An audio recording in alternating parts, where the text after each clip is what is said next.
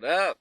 So yesterday I was at the gym. I was doing my normal leg workout, and so I was taking a bunch of footage. And today I did a bunch of voiceovers, so you guys could get kind of an idea of what goes through my head when I lift, and the things that I do and think about, and the stretches and what I think about during my stretches, so that you all can have a better idea of what's going through my head and what I focus on during my lifts to get the most out of them. So hope y'all enjoy.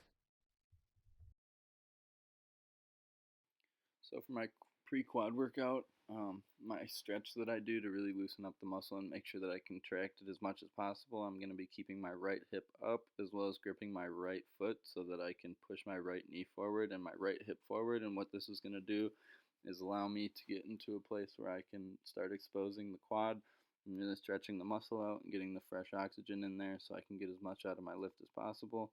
And again, switching to the left side, having my left foot gripped with my left arm, pushing my left knee and my left hip forward, as well as really focusing on keeping my left hip up and even with my right.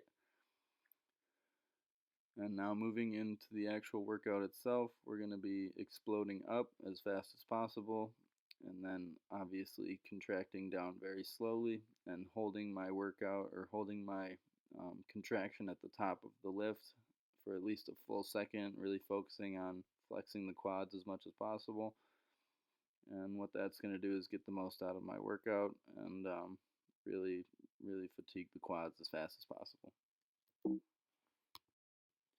And now moving into the stretch that I do after my first set, I'm in a runner's pose, so keeping my left knee over my left ankle and putting my right leg behind me. So what I'm doing is really pushing through the heel of my left foot, and so what's that going to do is it's going to push my left hip backwards and allow my right hip to come forwards and really stretch the quad of my right foot or my right leg. And in this position you can see my left hip moving forward, and that's kind of the action that you want to do is you want to be pushing that left hip forward as much as possible, as well as rooting through the right foot so that your right hip can be pushed back towards the wall behind you.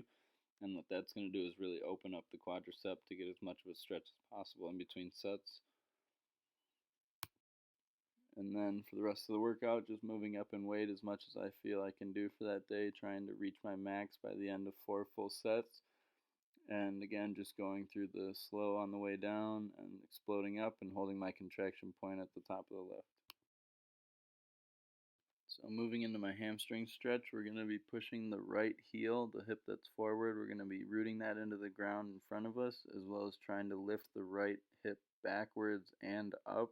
And what that's going to do is really expose the hamstring and maybe keeping the leg slightly bent so that you're able to stay in a safe position. And again, switching to the other side, trying to root the left heel into the ground as well as pull the left hip back and up.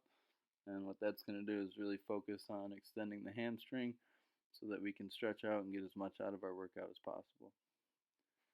So moving into the actual lift itself, we're going to secure our lift and start really focusing on exploding that contraction so that we can really focus on isolating the hamstring. And a little tip on this is trying to squeeze the upper part of the hamstring, so almost as if you're getting the feeling that you're trying to squeeze your butt through the seat to try and touch your heels. And what that's going to do is really isolate the hamstring as well as really get the lift all the way up into the highest part of the hamstring right under the glutes.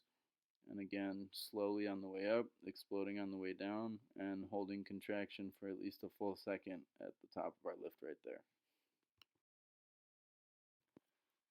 And so again, what we're doing here is just going back into the workout, repeating the same process, slow on the way up, isolating the hamstring, squeezing the butt through the seat, and holding the contraction point for at least a full second. And just continuing this process of 8 repetitions through about 4 sets, at least that's what I do. And just moving up in weight to what your max would be.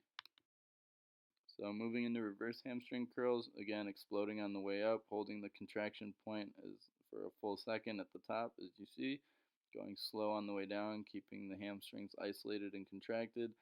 And a tip here would be using the grip that you see my hands and then trying to push the hips towards my heels and crunch as much as possible. And what this is going to do is really activate the entire length of the hamstring rather than just the lower half close to the knees.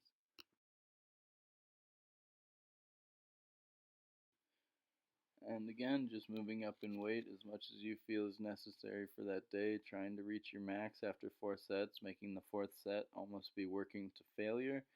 And again, just slow contractions on the way down, really keeping the hamstrings isolated and trying to squeeze at the top as much as possible. Again, squeezing the butt towards the heels and activating the entire length of the hamstring.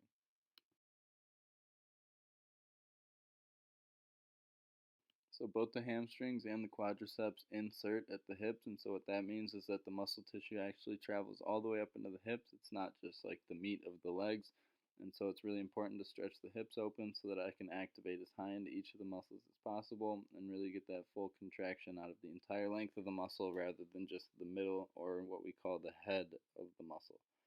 And so here my extension point is going to have my knees slightly bent, and what that's going to do is really keep my knees safe and keep the contraction into both the hamstrings and the quads.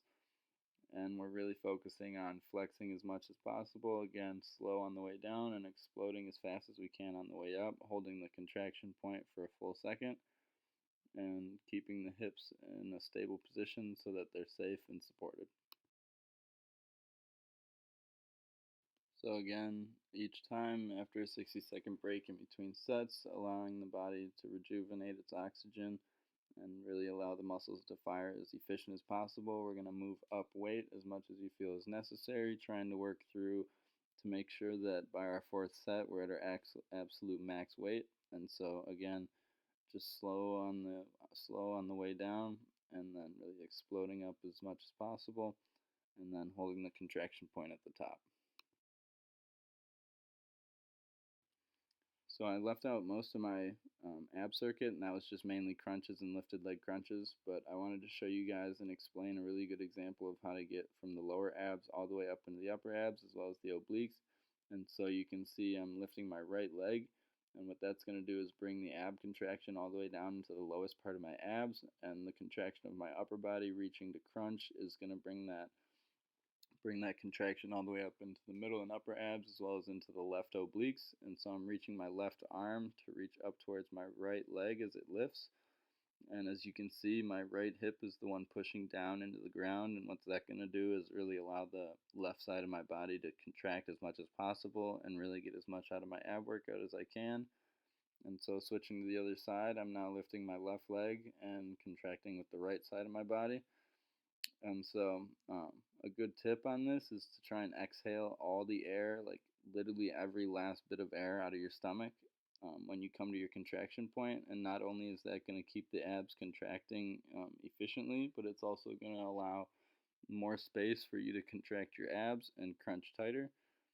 And so, it's not about what you do, it's about how you do it, because I could do 1,000 of these if I did them wrong, but it's all about being able to get as much out of each single contraction as possible.